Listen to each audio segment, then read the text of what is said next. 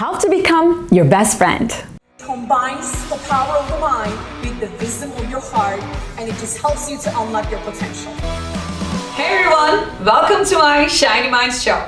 Hello everyone, my name is Shiny Burju Sol. I am the proud creator of Neuroshine Technology and the Shiny Minds show and your Neuroshine coach. Today we're going to talk about you and how you can become your own best friend. Why is it important? Well, look at the world we live in. Look at what's going around you. Look at all the opinions in the news and the media, like on the phone. Everywhere you go, everybody says something. But which one is yours? What is yours? Whose opinion are you going to listen? Whose advice are you going to take? Who are you going to enjoy yourself with? Who are you going to trust? Well, let's start with you. So my advice is you can begin becoming your own best friend. You can begin choosing your own self over others. That way, you're going to be more strategic about the opinions that you receive, about the advices you take, including this one. I have 5 ideas for you to become your best friend. Are you ready? Let's go. Number 1, this is the most important one. Stop criticizing yourself. Seriously, if you are doing this, enough already. Let's put it in a context. Let's say you have your best friend right next to you, okay? And you're having a conversation, and the only thing your best friend does is criticizing you, just like giving you a hard time. How would you feel? It's really annoying, isn't it? So that's why you gotta kind of, stop that already. So please, if you are somebody who loves criticizing, become aware of that and please stop it. It's important for you to allow yourself to make mistakes and to learn from them. It's important for you to accept that you are a work in progress, okay? I personally had to learn that done is better than perfect, and I am not that hard on myself anymore. I mean, I'm still doing my part, but like I said, I'm a work in progress. Number 2, stop feeling sorry for yourself. Again, picture this with me. Your best friend is sitting right next to you and you want to open your heart, you want to share something that is bothering you, and the only thing you hear from your best friend is, "Oh, I'm so sorry for you. Oh, it's horrible. Oh, poor you. Wow, that must be so sad. It must suck to be you now. Yeah, I would definitely not want to be in your place." Do you get it? So it's okay if you want to give yourself some compassion, but there is a fine line between compassion and pity. You get that? So if you run into that kind of self-talk upstairs, stop it, okay? Stop it already, and so that you can remember that it's a choice. You don't need to be weak and hopeless and helpless. It's just a natural way to go through a problem, to go through a phase of life. So instead of feeling sorry for yourself, turn it around and ask yourself, what's great about this? Speaking of which, now we're gonna talk about questions. Number 3, start asking powerful questions to yourself. Powerful questions are A, open-ended, B, deep and creative, and C, they actually take you to a place you haven't thought about before.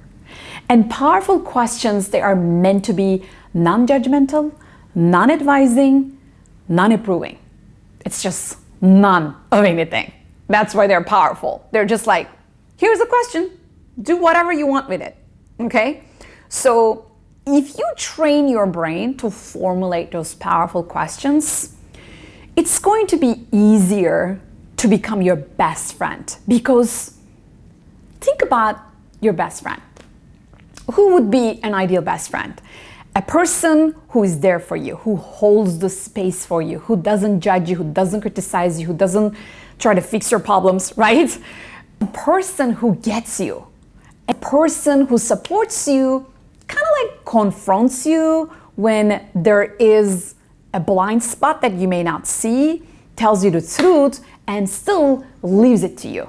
That's your own decision. It's up to you. Does not try to control you, make decisions on behalf of you, right? And in order for you to be able to do all of these things to yourself as your best friend, you really need to train your brain about powerful questions. You need to learn how to transform those inner self-critic, those voices that are like so negative, and turn them into this powerful, transformational questions that are enlightening, and in my language, neuron shining. Okay, so in my Neuroshine technology, I do have this expression. It's called Neuroshine moment. And when you go to my channel, you're gonna find specific videos about that. And Neuroshine moment is the moment of truth, when you realize the truth about yourself. It just lights up your brain, right? That's why it's Neuroshine. So your neurons are like lit up, they're shining bright. So that's the whole idea. If you give yourself a ton of Neuroshine moments, guess what? You are on your way to become your best friend. Number 4, start spending more time with yourself. When was the last time you took yourself out for a dinner? Just you and you. I mean, you can be romantic with yourself, you can give yourself some love, some credit. Hey, Shiny, you've been doing great lately. I just wanted to celebrate you. I wanted to take you out. So let's talk about your success. I know you might be laughing right now as you are watching this, but guess what? This has to be your internal reality. That is how you're going to be your best friend. Best friends, they support each other. They celebrate each other. They take each other out for dinner. Okay?